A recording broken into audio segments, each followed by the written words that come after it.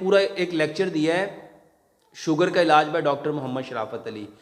मेरे भाइयों, शुगर से अगर बचना चाहते हो ना तो 5 काम करो। सिर्फ शुगर से नहीं, जितनी बड़ी बड़ी बीमारियों से बचना चाहते हो सिर्फ 5 काम करो। सबसे पहला काम, अपने बर्तन चेंज करो। इसको समझ लो, ये 1 मिनट सारे लोगों का फायदा हो जाएगा। एक बात समझ लो, सबसे ज्यादा बीमारी गले हुए खाने की वजह से है। सबसे ज्यादा बीमारी, अच्छा ये गला हुआ खाना और पका हुआ खाना, इसमें फर्क क्या होता है? कोई फर्क होता है कि नहीं होता? एक सेब पका हुआ है, एक सेब गला हुआ है। बताओ, गला हुआ सेब आप खाओगे, आपको तो चबाना भी नहीं पड़ेगा, चम्मच से खा लो। खाएंगे? मेरे भाइयों को गला हुआ खाना पसंद करेगा? गला हुआ केला को खाना पसंद करेगा? लेकिन हम सारे लोग खाना कौन सा खाते हैं? मेरे भाइयों, इसको समझो, मट्टी के बर्तन में खाना धीरे धीरे पकता है। सिल्वर में, स्टील में, नॉन स्टिक में, टेफलॉन में, प्रेशर कुकर में खाना गलता है।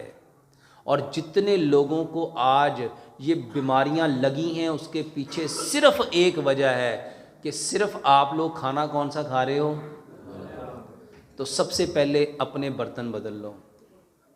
और यकीन जानो, जिन लोगों ने बर्तन बदले हैं वो मुझे दुआएं देते हैं कि डॉक्टर साहब, जब से हमने हांडियाँ शुरू की हैं ना, ज़िंदगियों के जायके बदल गए हैं।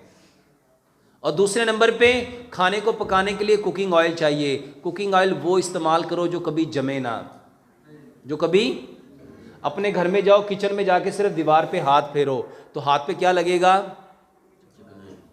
मेरे भाइयों, ये वो ऑयल है जो गर्म होके गया, सोचो जो ठंडा होके आपके अंदर गया वो क्या करेगा?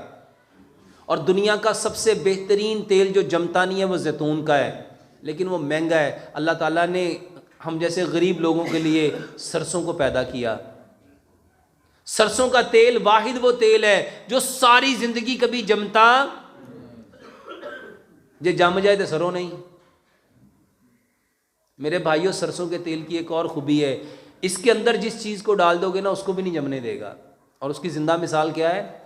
आपका अचार। जो अचार सरसों के अंदर रहता है उसको कभी फंगस लगती, और इंशाल्लाह जब वो आपके जिस्मों में भी जाएगा ना तो इंशाल्लाह कभी आपको फालज नहीं होगा, कभी आप पैरालाइज नहीं होंगे, कभी आपको मिर्गी नहीं होगी, कभी आपको हार्ट अटैक नहीं होगा, कभी आपके गुर्दे फेल नहीं होंगे। पूरी जिंदगी कभी ब्लड प्रेशर हो ही नहीं सकता जो बंदा सरसों के तेल में खाना खाता है। क्यों? वो नालियों को साफ करता है। जब वो नालियां साफ हो जाएंगी, दिल को कोई जोर लगाना पड़ेगा? मेरे भाइयों, सरसों के तेल के फायदे ही फायदे हैं। और डंगर बीमार होंदे सी, सियाणे की कहंदे सी, इनू की दियो, ते अज आप सारे की देने वाला है। मेरे भाइयों, मट्टी के बर्तन, सरसों का तेल। मेरे भाइयों, एक बात मैं अक्सर लोगों को कहता हूँ, नमक बदलो, नमक बदलो। वल्लाह मैंने ये लेक्चर कई जगहों पे दिए। अभी मैं मुल्क से बाहर था, वहाँ पे भी मैंने अल्हम्दुलिल्लाह जब लोगों को बताया कि नमक होता क्या है, मैंने बताया नमक इंसान का किरदार बनाता है। नमक क्या बनाता है? हम कहते नहीं बंदा बड़ा नमक हलाल है, हम कहते नहीं बंदा बड़ा नमक हराम है। मेरे भाइयों, नमक जो है इंसान के करैक्टर को बिल्डअप करता है। हमें नमक वो लेना था जो मट्टी से आया था, और वो नमक आज पूरी दुनिया में सबसे बेहतरीन हमारे मुल्क पाकिस्तान का ख्योड़ा का नमक था, गुलाबी नमक, पिंक नमक, पिंक हिमालयन सॉल्ट। मेरे भाइयों, मैं लोगों को अक्सर बताता हूं, ये नमक जो पिंक हिमालयन सॉल्ट है, 90 ग्राम नमक $25.50 का बिकता है, 4000 रुपए का 90 ग्राम। और 90 ग्राम पता है कितना होता है? 2 छटाका तो 10 ग्राम घट, यानी 2 छटाका नमक कितने का बिकता है? 4000 रुपए का। तो 200 किलो कितने का होगा? 40,000 रुपए का 900 ग्राम। और हमारे यहाँ कितने का है? 10 रुपए किलो। तो अपने घर च केड़ा आंदा है?